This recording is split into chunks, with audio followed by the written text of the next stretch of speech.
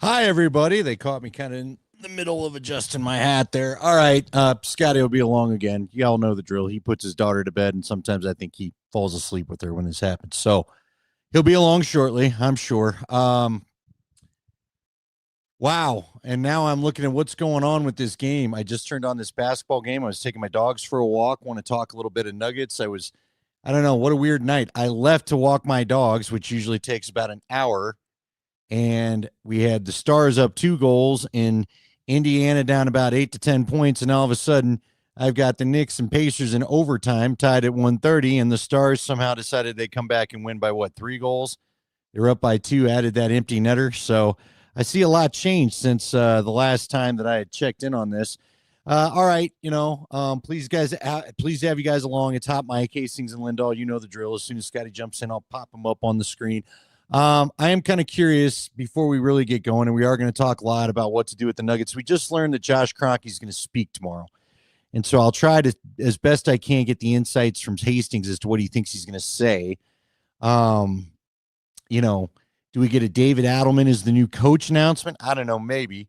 I'd be a little bit surprised if they didn't, officially do a search and talk to a few people. I don't think they have the same rules in place as the NFL does. So, um, I don't think they have to be too worried about that. But, and matter of fact, I'm almost positive they don't because, um, we had 2 other interims already named. So I think it's a little bit easier to name your interim than it is in the NFL. And we're having some email games here. So Scotty should be along here in a second. So I don't know. I don't think we'll get much. I think it'll probably just be a talk about the season, maybe a little bit out of Kroenke. Again, I don't think maybe he'll give us some insights into what he's thinking about the GM search right now. So hopefully that's something that'll happen. Um, let's see. So Stone Shooter says, I believe it's about 1 o'clock. So hold on a second, guys. I don't know what to tell you. Scotty, we're on with the podcast crew. You want to tell everybody what your malfunction is? I mean, I've sent it again. I've sent it twice. So check again. The Hastings Gmail. So there you go. I don't know. There it is. Oh, look, magically. There we go. So anyway. Yeah, I didn't get the first one. When the second one came in, the first one popped up at the same time. Well, la da da. All right. Do we know? I was telling everybody about what we've got going on tomorrow. We just learned that we think Josh is talking tomorrow, right? 1 o'clock. All right. 1 o'clock. There you go, Stone Shooter. That's when he's going to speak. Um, do you think, like, what do you think it is? Just sort of the usual end of the season stuff? Or we're not. Do we get the Adelman's the coach announcement? Like, what would be your guess? No, I'll bet it's just a rehash over um, the end of the season. His thoughts on the playoff. I got to do it this way.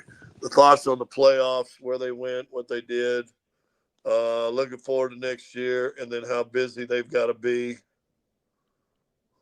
On the man, I'm telling you, are you watching any of this next game? This next game is Well, unbelievable.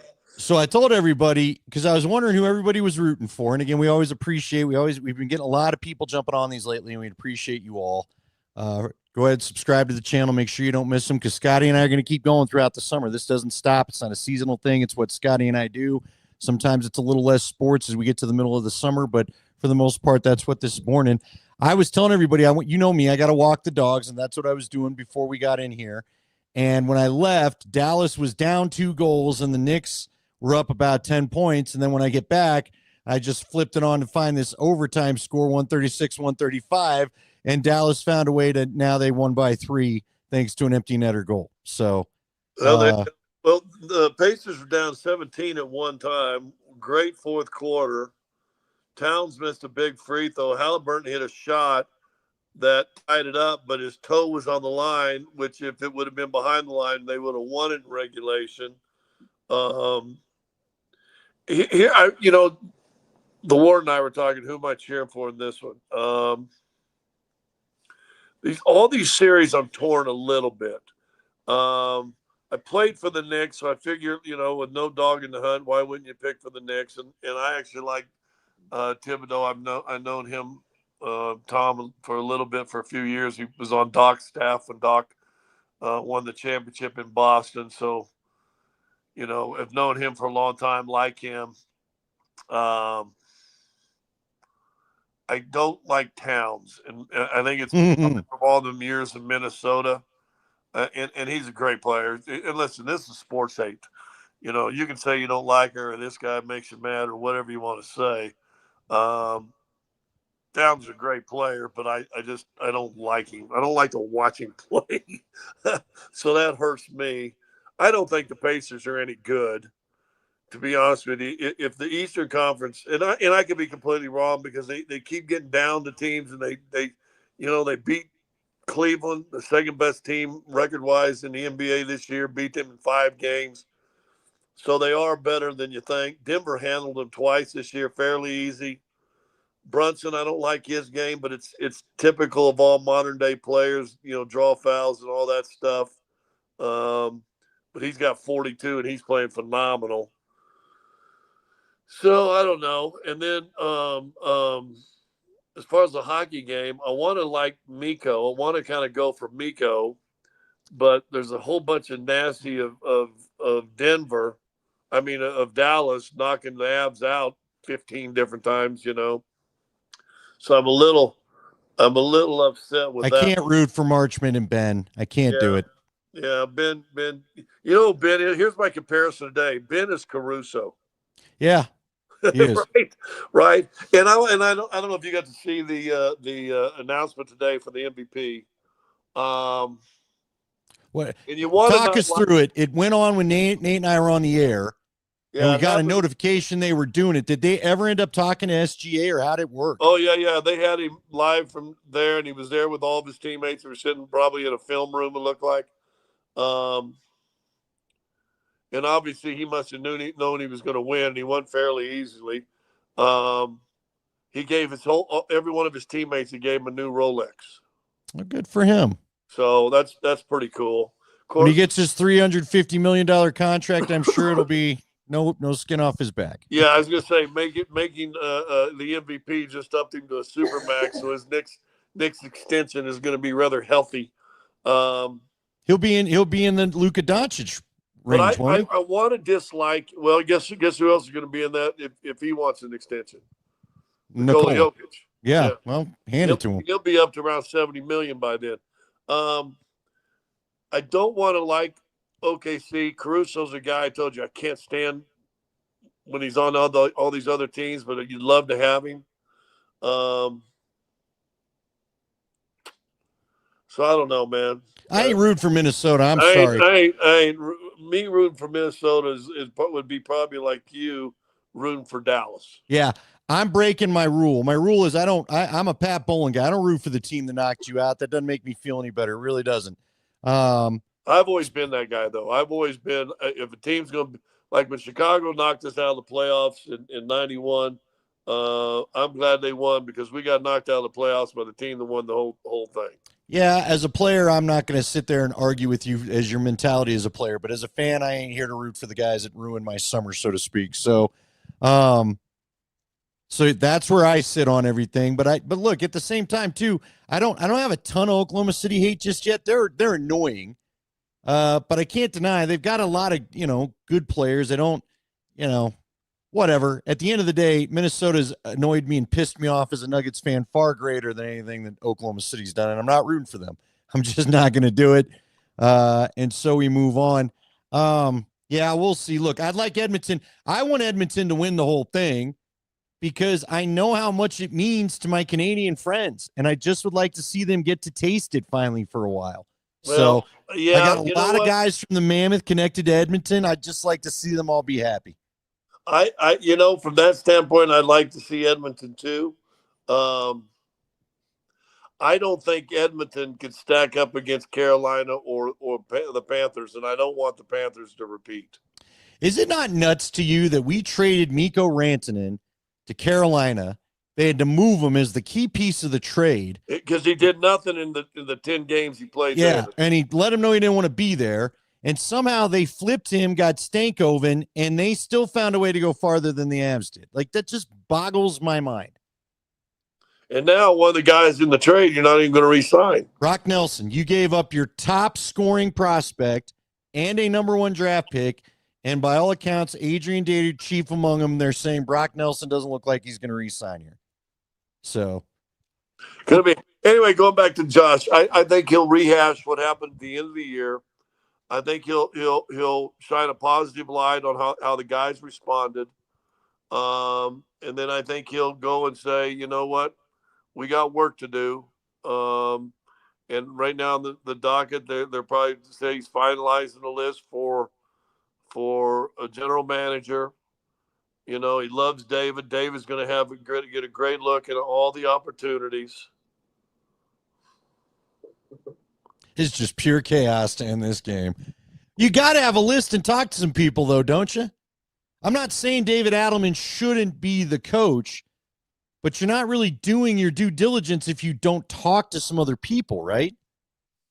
Well, or does that not manage? Does it matter more at the GM than the coach, or how do you fall there? You know what it matters to me is to get it right. Yeah, I'm with you. And you know, if you know, if this is too soon, okay, make it too soon. However you want to do it. Maybe it's too soon. I don't know. I don't know. I don't know. You know, Phoenix came out with a list of their 8 candidates that they're looking at right now, and David Adelman wasn't on that list. Right now, there's nothing open job-wise. There was rumors that Milwaukee might be open, or that I'm watching the replay, which is huge, out on New York. Indy's going to win game 1. There's talk maybe Doc would leave Milwaukee, you know. So I mean, there could be some different openings, but you know, I don't know. I feel for all those guys, and that's kind of the life. You know, we always talk about players on this podcast and on our radio shows, but we don't really talk about. I mean, there's other human beings too, called support staff and assistant coaches and weight coaches, and I believe every one of those guys on the medical staff and the coaching staff, their contracts are up right now too. Well, and then there's families. Yeah, there's kids, so there's wives, there's whatever. I had a buddy who was assistant coach in the NBA, and he coached in 3 different cities in 3 different years. It's nuts.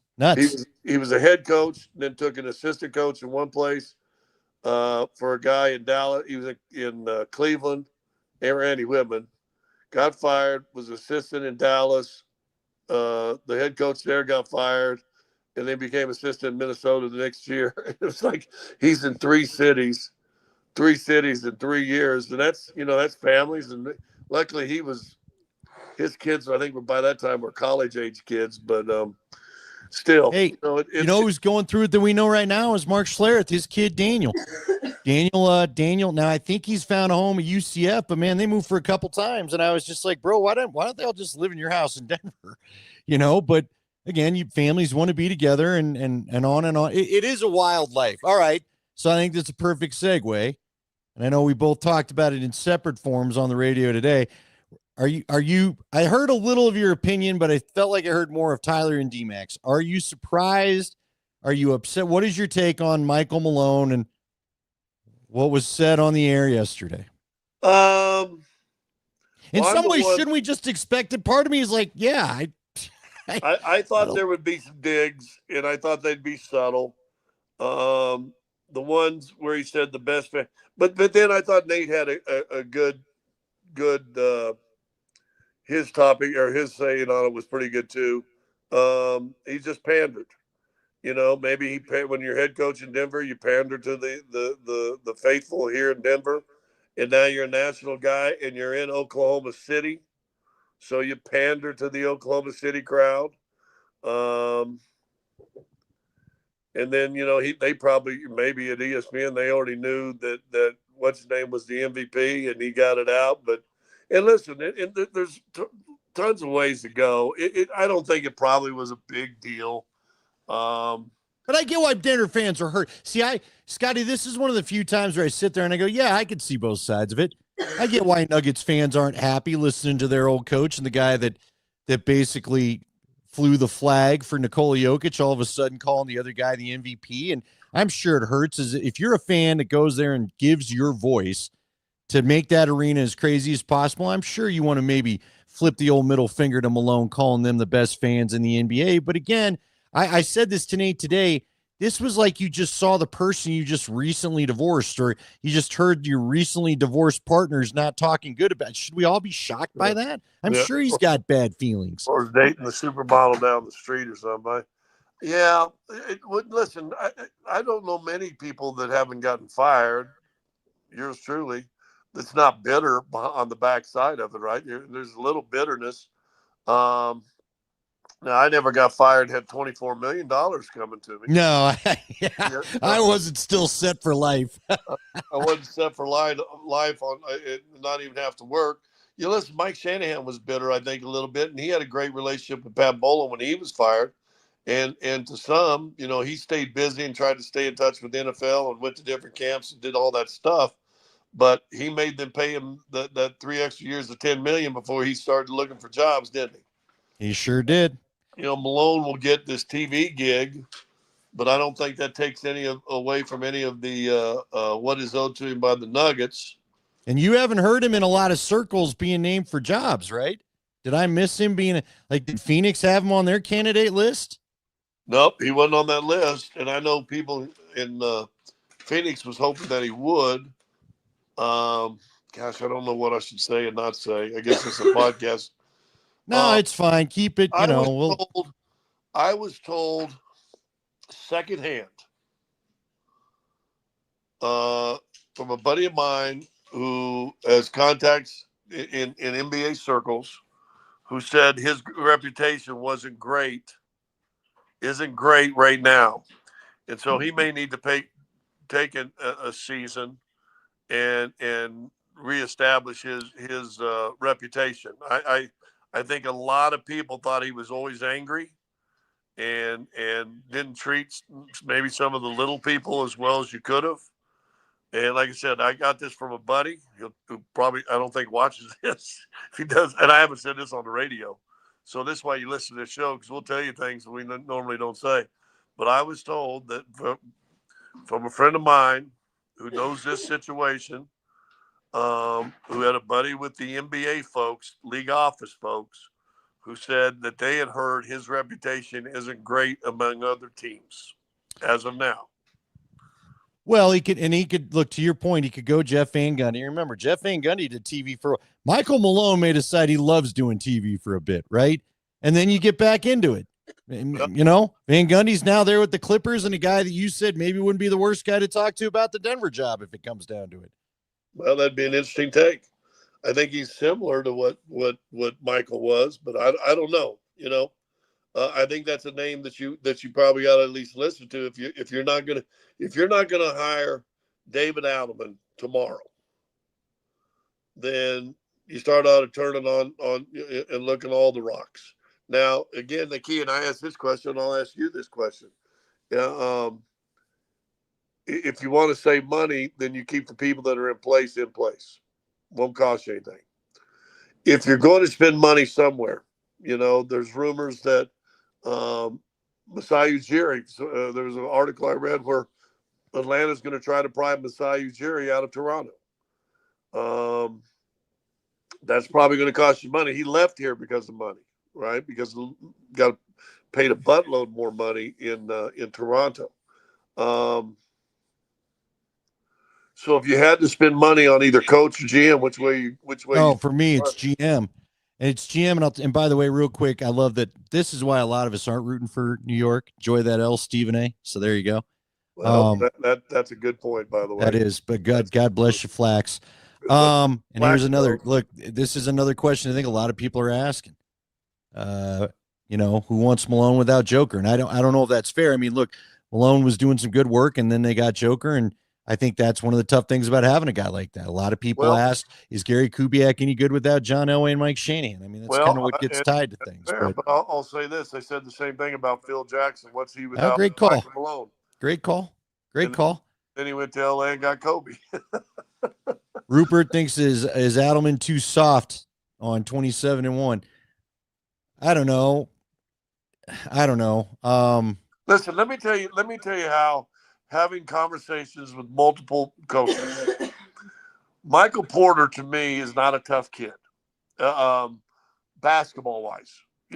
Physical play wise. That's not his game. I think physicality bothers his game a little bit. Okay, Sure. but the kid's tough. Yeah, oh Uh, yeah. He's played with a back injury for however many years. So most guys with his shoulder injury, if it's the middle of the season, would probably miss a month of the season. But this is the playoffs. And listen, I watched Cleveland, and you and I talked about this on a podcast. I watched three guys, two starters and a sixth man, not playing game two after losing game one because you had two bad ankles and a bad toe. And then you played 48 hours later in game three. Come on, right. man. It's a bad Come on, look. man. Tough it up. If the playoffs are real important to you, or what they did is they didn't respect Indianapolis. They didn't respect the Pacers, and the Pacers ended up beating them both games in Cleveland, splitting at home and into the series. So goodbye, Cleveland. After a great season, coach of the year. Um, so I give Michael a lot of credit for playing with that shoulder. But I've talked to a couple coaches, and I used to be harder on him than I am now. I give him more of a pass. And it's also, though, why I'm not sure that he would pass the physical unless the team just absolutely really wanted him. Um, but I've talked to Coach Scott. Most guys couldn't be able to play with what he has to go through physically.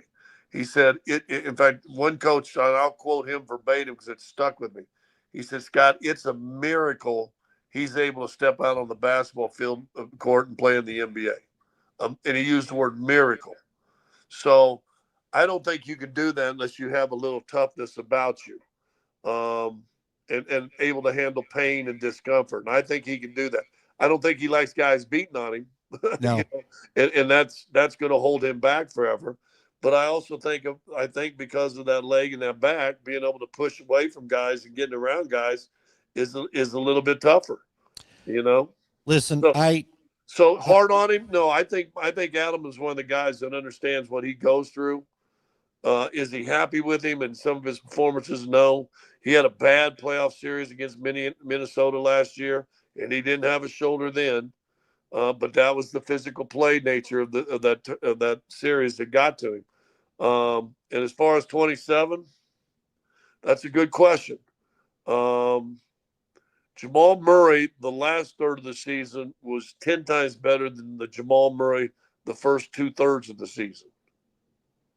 So I I don't know if he's tough enough on him. I don't know how you can. I don't know what that is, but you got to have him. And Nate said something on your show also that was good. Who replaced him? Who replaced him with the ability to do the things he does? find his own shot in particular. And that's big. Um, I'm still not sure that they don't beat. If you've got 100%, I'm not sure that you don't have a better chance to win Game 7 if Aaron Gordon doesn't hurt himself. Oh, Um, I'm with you.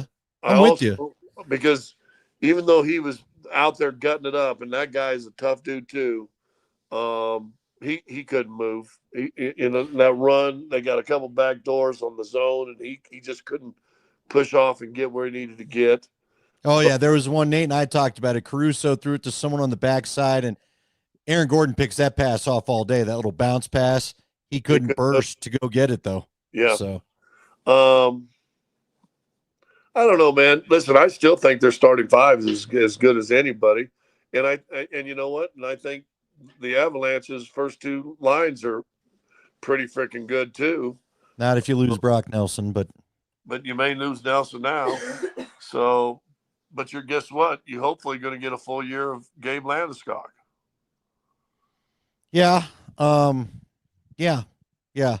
Look, here'd be my thing. You asked the question. I would spend money on GM because I think the GM's got a complicated job. I do think, you know what? As long as let's say it's David Adelman, I think Joker showed us he'll play hard for David Adelman, and if Joker's in, I think everybody else has got to be in. So I think that helps that a little bit. But I'm telling you, listen, in a perfect world, Michael Porter Jr. would be a guy that you could augment with other guys around. But it's not a perfect world. They've changed the salary cap rules. And I just don't, you've got to get rid of one of those starters' contracts to get true salary cap flexibility. And so that's the complication in my mind. Or So, you say screw flexibility and you pay the penalty like Boston. I saw something. oh, they owe 450 million though. Yeah. You think which, they're going to which means the salary cap's like a 170, one something. Which means they're over the second level, and then once you get over that second level, it's dollar for dollar what you're over. right. So So, that's where that 400 million comes into play. Which, how do you make Denver better? Well, is there pieces from the Boston Celtics you can pilfer? Could you find a way to pilfer a Derek White? well, hey, look, all I know, and I know it's crazy, and maybe the NBA wouldn't even allow it. Luka Doncic has not signed a contract with the Lakers yet. So if you're going to go super money, why not bring one of Joker's best friends over? See how that works. I mean, you know, you probably wouldn't be any deeper than what we're talking about now, but you'd have yourself a hell of a team. So, Well, get deep. I said at the beginning of last year, Julian Strawther's a monster key. He's got to get stronger. He's got to be able to take contact and finish. Peyton Watson's a big key. He's got to get much, much stronger if he's going to play that 3-4 position and be able to finish also. He's terrible finish. Last year, remember, at the end of the year, he couldn't make a three. This year, to me, he struggled scoring under pressure. And when I say under pressure, at the rim with a little bit of a bump or whatever. Those two guys could really help the depth of your bench. Here's what Denver's got to do. No matter what they do, they got to find a way to play 10, 11 guys in the regular season. yeah, I'm And with you. and now all of a sudden Murray and Joker's not averaging 38, 39 minutes a game coming in. They're down around 35, 36, somewhere in there. And you give them, both of them get about 10, 12 games off throughout the season, intersperse that. Hopefully it's not because of injury. And you save them for the run, and you try to get them healthy. Well, we'll see what he has to say tomorrow. Cover a couple other teams before we get out of here. Again, we appreciate everybody. If you're new to the podcast, we do this every week. We got a lot of people jumping in. We like that. Trey Young. You're supposed to say hit the subscribe button. Yeah, hit the subscribe button if you're on YouTube, but we've got a lot of Twitchers and Xers here tonight. So, like Shane in Mile High, he says, hey, yes, on Derek White for sure. Right. I'll take him any way they want to watch us, frankly, at the end of the day, but it is what it is. So, well, Derek White would be like I said, I would look at a team like that needs to move some people. And it's rumors right now, but that they're going to have to blow a lot of it up. And if that's the case, Well, you know what? For everybody that asked us last year, and I got asked it plenty, how's Boston doing what they're doing? Well, there you go. They're basically going to pay a lot of money for one more year, and now they got to blow it up. So they didn't really do anything. All right, the Avs. You know who else might be available? And you make him a backup center, and you say, hey, you're only going to play 18, 20 minutes a game. There'll be a handful of games you get 35, whatever. Porzingis might be available. Yeah, because he's got the weird viral thing going on. But yeah, look, I'm fine. I'm down with that. He's the closest thing to Joker you're probably going to get that can keep you right, keep the offense looking somewhat similar to what you do. He can step out and shoot some threes. He's not going to run point center, but no. But how many guys actually are? I don't know what to do about the Avs yet. I guess we'll wait and see what happens. I don't know, man. I think there could be a whole lot of stalemate for the Avs. I don't know how many people they're going to be able to move on. I would shop. Frankly, it's tough to talk about. I would probably shop Val Nichushkin and just see, is anybody, he made it through a whole season. There's no problems. When the guy's on, there's no doubt he's a possible MVP candidate, a Hart Trophy candidate at times. But you need some money. And I always am going to have in the back of my head, are we really over this? Well, let me ask you this question. So, I mentioned a second ago. Do you go into the season assuming Gabe Landeskog is going to be able to play 65 games for you? Well, I think you're going to have to now that they're going to crack down on this LTIR abuse, the long-term injured reserve abuse. So you better hope he can, frankly, you know. Well, if here's what the NHL did. The NHL coming out of COVID, everybody started to move their salary caps back up. And remember, the NHL took 2 years and basically kept it flat so they could recoup money. They got to get back up and move their salary cap back up into more It appropriate. is going to improve by like 8 million or so this year, so that will help, but look, I'll ask you point blank, Scotty. It's an uncomfortable topic, I think, for a few people, but I think we got to, Brock Nelson, if he doesn't want to come back, like, what do you attest that to? And I won't lead the witness any further. Like, is it just too intense around here? Is Nate too intense? Is the environment too intense? I mean, what could it be? Why could not Dwight Howard handle the Lakers when Kobe was there? Because Kobe was too intense, I guess. Yeah, and Kobe's expectation is we play this thing to win championships. Yes. And Dwight Howard wanted to play and have a good time and put up some numbers and, But supposedly Brock Nelson was that way. He's an older vet. Like he couldn't wait to come to the Avalanche, and he was buddy with Devon Tays. I mean, to give up your top scoring prospect and top prospect period and a number one pick to lose the guy is brutal. I'm telling you, it's Theo Fleury all over again for those that remember it. They traded Robin Regehr, their top defensive prospect, who went on to be really good for Calgary. Had a nice career. Had a nice career, and you got 2 months out of Theo Fleury, and he didn't really do everything. And funny enough, you got knocked out by Dallas that year too. So anyway, you know what? I don't even want to talk about Avs. You know why? Why? Because I see your soul sink down in the reclining chair of yours the more we talk about Avs, because as you said 1,000 times, that's the one team that you'll always be a fan of. And when we get into fan talk with the Avs, I can see it just killing you. Well, listen, Scotty, I'm not going to lie to you, whether it's the Avs or the Nuggets. I think it's funny because like tonight I wanted to watch Stars Edmonton, and tomorrow I want to watch Oklahoma City and Minnesota. I'm not worried about Florida, Carolina, and I'm not as worried about Knicks Pacers, as far as what I'll watch first with these games on competing nights. But to know that you could have Edmonton and Florida meet for the second year in a row in the Cup, to know that Boston could have maybe just been a Jason Tatum injury away from getting, like, again, Scotty, it just speaks to me that I know winning championships is hard, but again, I feel like the Nuggets and Avs should have one more under their belt.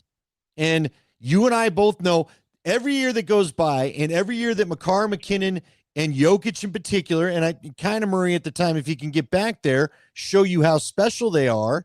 You cannot waste these years. I'm not trying to be greedy sports fans guy, but Jokic especially. This town is never going to see a Jokic. He's one of one. And you can't keep pissing years away, man. You just can't. And I will tell you, the Nuggets thing is a little less hard on me because I was just excited. I was like, man, what a job by Joker to help get him to 7 games.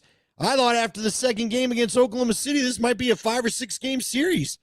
And instead, it was competitive and fun and must-see TV. Well, I thought after, and let's be honest, after game 3, if you win and you could have and should have maybe won games 4 and 5, you could have ended that series at home in game 6. Listen, Scotty, you and I don't know, I shouldn't speak for you. In my mind, 4 and 5 is where you lost the series. I don't care about game 7. Because guess what? If you get stuff done the right way in 4 or 5, then maybe Gordon isn't out there late in the game in 6 to get hurt. Maybe he's already off the floor by that point. I don't know. But it's too bad. Hey, 5 is the one that bothers me because 5 is the game that you shot well. 4, neither team shot well. But in 5, you shot well and had it going. But you got to win ugly games at home. That's no, you're right. 4 hurts me. Did you watch any of the Oklahoma City, Minnesota? Oh, yeah. Does it feel like they don't have the same juice against Oklahoma City they had against us every time they play? No. Because Ant says it. Ant gets, and look, it's a tougher matchup. You know what else? You know why? I told this to Nate today. You know why I like watching playoffs sometimes? You try to figure out what your team doesn't have. And I would take for the Nuggets, I would take either Caruso or Julius Randle. Either of those dudes I would love to see playing for the Nuggets. Or how about Anunoby for New York? I mean, All right. They tried to trade for him years and years ago and never could get it done. Yeah, I would take him too. I mean, there's just, that's the stuff you like. Again, everybody wants to know why I'm all fired up on a tight end every year. Because every year in the playoffs, I watch teams with good tight ends smoke the competition, and we haven't had one in a minute. Can I something just hit me while you were talking? Because you weren't really listening? No, it was something you said, and you talked about. Oh, can you have a laugh, old man? Have a laugh. But you talked about windows and wasting years and blah, blah, blah, blah, both teams. The Avs have gone now 3 years from their championship. The Nuggets have gone 2. And I'm going to go with the Nuggets because I don't think Joe – and I think, listen, I think Joe and McFarland have tried, especially this year, tried to capitalize on their window of having Nate. And so I really feel that they tried. But should it have been a little bit of a prophecy when we heard a month or so after, or 2 months after the championship, Calvin Booth say, well, it's not about repeating. It's about having build a team that you can win one, 2 or 3 in 5 years. Win a couple in a 3 or 4 or 5 year win. And I'm like, you never liked that statement. You can go back and find our podcast when it was just audio only, and Scotty was saying, I don't like that idea.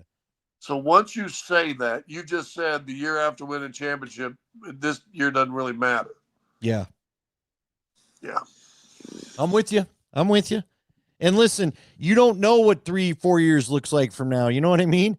You need to worry about getting the next one as soon as you can get it when you have a player like they do, period. You know who else told me? I remember talking with George Karl the year after Nuggets won it, and that comment of Booth had come out that we're not worried about winning back to backs. We want to be good enough to win a couple of them in the next 3 or 4 years. And George Karl, of all people, he basically said, that's a dumb statement. You got a chance to win with one of the greatest players that's ever played. You go for it every year. You go for it right now. And I know one of the big reasons Calvin and Michael Malone were fired was because of their relationship. But let's be honest. You had a front office that did not try to go for it with the Nuggets for 2 years since they won a championship. Well, They did not, and I like Calvin, but they did not try to go for it. They didn't load up. You can sit there and say we brought some young players, but Malone didn't play them. Okay, let's say Malone played him. Does Jalen Pickett look like a guy that's going to win you a championship as your backup center? If you watch any of the Knicks and Pacers dudes, second line dudes coming in, is he on that level? No. Not Zeke, not Pickett. Frankly, dude, I'm not even so sure how much more I'm going to invest in Peyton Watson because of what you talked about. Can't have you knocking rebounds out of play because you can't get 2 hands on the damn thing. So, listen, dude, now you've triggered a thought in me. Should they have signed, looking back at it, should you have signed the $20 million for Bruce Brown? Should you have paid that luxury tax and just kept that core? That would have been the true core then coming back. Because you still had KCP. In hindsight, I don't know what they offered him. I think he was making 8. Right. But I'm just saying, if you keep the guy you did it with. And I think he signed for 17. Okay. And they weren't going to go over the cap that high. But did they offer 12? Did they offer 13? Did they offer 15? I mean, I don't know what might have taken it. Would he take a hometown discount? I don't know. But if you do sign Bruce Brown back, you are saying we're going for it again. That's for sure. With the crew that did it. Yeah. But I asked DMAC this in the middle of maybe after sometime after game 4 or 5. I said, or maybe it was after they won game 6, where I asked him, "Is this series over if you would have re-signed KCP?" Yeah, I don't know, man. I don't know. I mean, he only averaged 9 points with with Orlando this year. I think he averaged 11 something with us. Only 2 more points. But talking with people in Orlando, they love him. They think what he brought into that locker room and that competitiveness and that, defensive mentality, he changed their atmosphere. You bring KCP back, Christian Brown can have a big year come off the bench, as your sixth man with him and I mean, imagine that you bring Christian Brown and Russell Westbrook come off the bench for you. Think of the energy that's going to bring. By the way, this is a good point because you forget things sometimes by Phil. All they did have was that mid-level exception because they didn't have the bird rights. Yeah. Remember that for I Brown? remember there was something screwy. That's so stupid. See, this frustrates me too. There's like 9 million little side NBA rules that every time because again last year they couldn't sign a buyout player because of where they were in the aprons. So there's always some little thing. And again, you say, well, why your GM gone? Which I don't think they were ever planning to bring him back, but he didn't help himself. No, I would agree with you. Draft picks didn't pan out. He and Malone didn't see eye to eye on what kind of player they were looking for. There were too many of his guys and my guys. You and I both know that. There were too many his guys and my guys, right? Like wasn't it last year? Who was the little point guard that ended up signing with Phoenix? Oh, yeah, I know you're talking about. Okay. Dude played UConn or yeah. But that dude was a Malone guy, and Pickett was the Booth guy.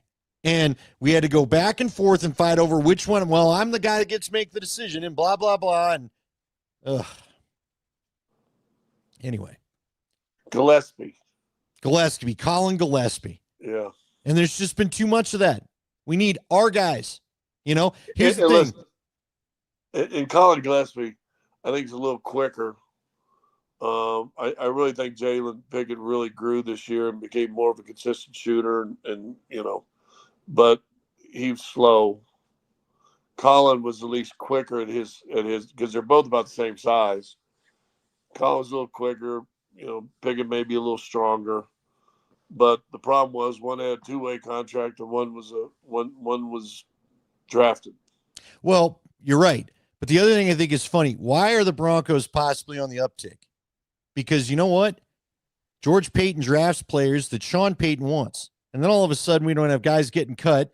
And all of a sudden they look like they're better at the draft because, there's a funny thing. The coach and the GM have some synergy. They know exactly what the GM knows what the coach is looking for in guys. The coach weighs in on a couple of dudes, but they work together as a team to make sure they're getting guys that are actually going to get played and that they foresee a role on the team with. The Nuggets haven't had that clearly since Connolly left. I talked to a guy who's been in the front offices, has world championships, and I respect him. He's been around pro sports for a long time. Told me, he said, I've never seen a front office or a team succeed where the coach and the GM were on the exact same page. Yeah. He says it doesn't work because just what you said. If George Payton was able to just draft all of his guys that he likes, maybe they don't fit to what Sean Payton wants to do. And listen, I do, and D-Mac disagrees, I think, but I think Sean Payton tried to pull a power move in that first full year, and I think Greg Penner came in and said, no, this is our general manager. You guys work this out, and I think they have. They were sitting on the front row together at a Nuggets playoff game, and I think just what you said. I think his experience, talking about George, as far as assessing talent, perfect guy to have in as a GM. I mean, I never understood that. And I know NBA may be a little different, but if you can assess talent, that's your first priority. And then let's figure out all the signings, and you got lawyers and everybody else that does salary caps. But you got to have you. Okay, here's the style they want to play. Okay, and how many times you and I talk about this? You know, Malone, you said, "Oh, we got to get more defensive. We got." to I'm like, who? You want to be this defensive stopping team? Who you got on this team that's a defensive stopper? This year, the closest one you had was a Christian. Gordon at times could, but not this year. You know why? Because his calf was always hurt. He missed 30 plus games because of the calf. He lost that stopper ability. Who else? I know. Who else? No, because you couldn't agree on anybody. Couldn't agree on anybody. And you know what? I think Greg Penner quietly came in and said, you know what? Actually, I'm the boss and you're both going to work together. That's what I think happened. Yeah, so I've heard a couple of times, and I'm comfortable saying it. Greg Penner's let everybody know a few times. Yeah, I'm the one that runs this thing. Yeah, and you know what? I think he does. I think he's a lot more hands-on than people realized that they were going to be. Yeah, now I don't think he meddles with someone's job necessarily, but I think he reminds people, I've got to approve anything you want to do. Right. By the way, we got to throw this in here. And I didn't even know he was sick. How about Jim Irsay passing away tonight? Well, Nate and I were shocked by the tweet. It was literally in our last segment. And the way we figured out, he sat through that insane owners meeting we all talked about today, fighting over the tush push. And then I'm assuming went back to his hotel to grab a nap and never woke up, dude. It's crazy. It's just crazy. So Manning's tweeted about him. Pat McAfee just tweeted about him. I saw T.Y. Hilton said a tweet that said, don't even try to ask me if I'm okay. I'm not going to be okay for quite a while. I mean, that's pretty cool. We should all be so lucky to have a few people talk about us that way when we're gone. The national joke that I think, he was under for a while when he had his issues and pill issues and all the different stuff. And he was a bit of a cowboy at times, it seemed like, and he would be out there, whatever. But until you've worked for the organization, right, and played for him, it sure seems like a lot of players really liked him. Yeah, man. Look, I always think about his shoes the day he had to decide, do I keep Peyton Manning or go get Andrew Luck?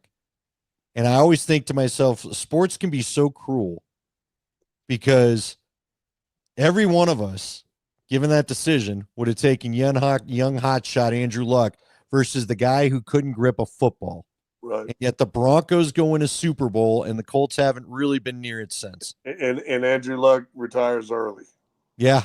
He got the closest Luck got to the Super Bowl was the Deflategate game when they lost in 2014 to the Colts or to the Patriots. So, and now he's a coach. You watch any of the highlights of Luck in Stanford?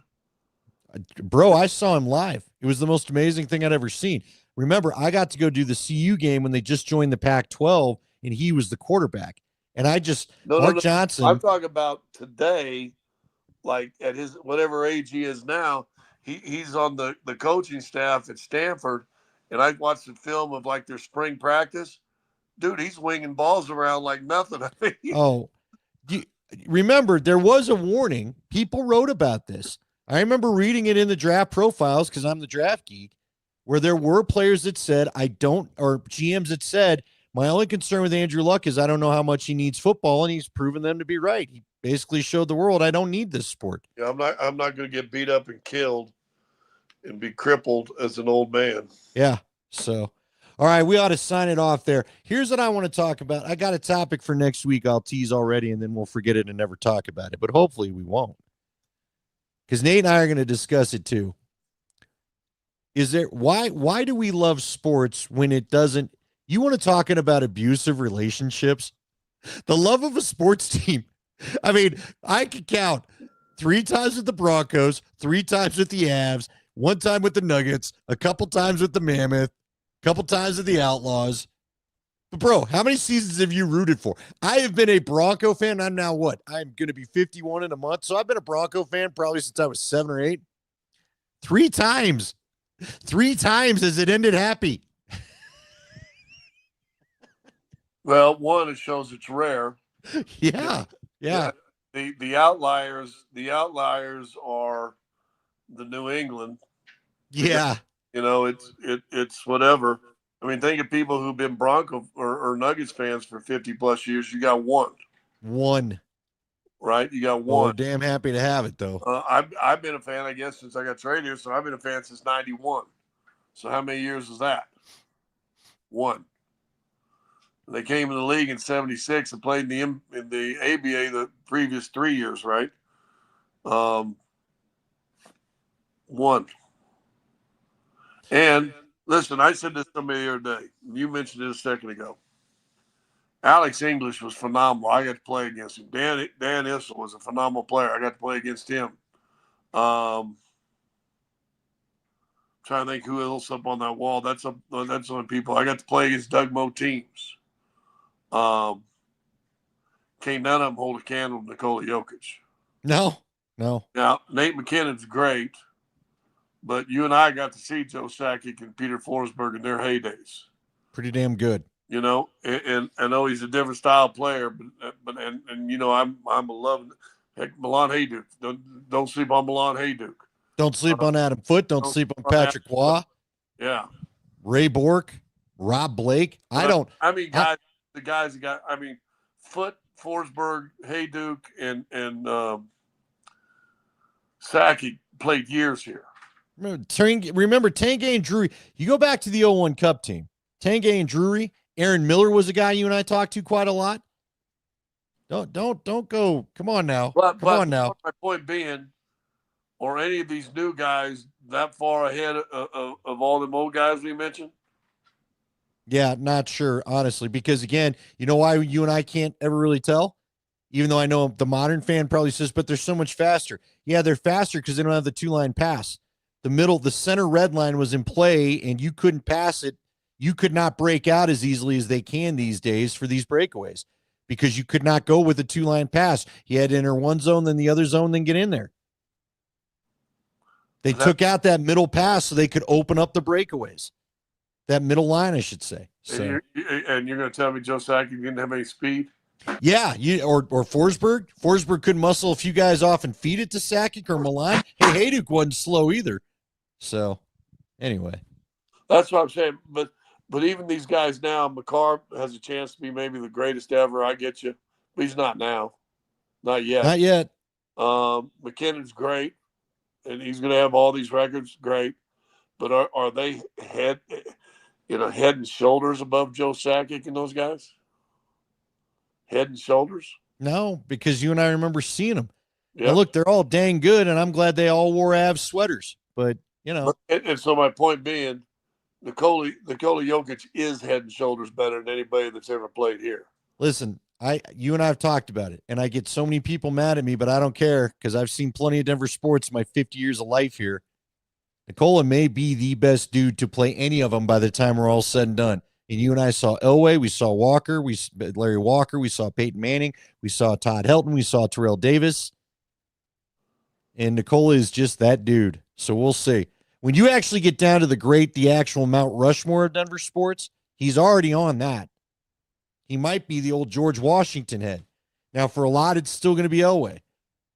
And Elway's still got the 2 trophies and all that ahead of him. But Elway was never slam dunk considered the best player in the NFL as often as Nikola Jokic has been, for whatever that's worth. He got one MVP. Because he had to deal with Montana and Marino and all those guys. So go look at some of the names that Joker has to deal with. Well, and I'm telling you right now, what Joker did this season felt a little Elway-like, and I told that to you multiple times, including that playoff run of just, I'm going to not let us lose. I refuse to let it happen. So, all right, let's sign off for the night, my friend. We'll talk to everybody next week.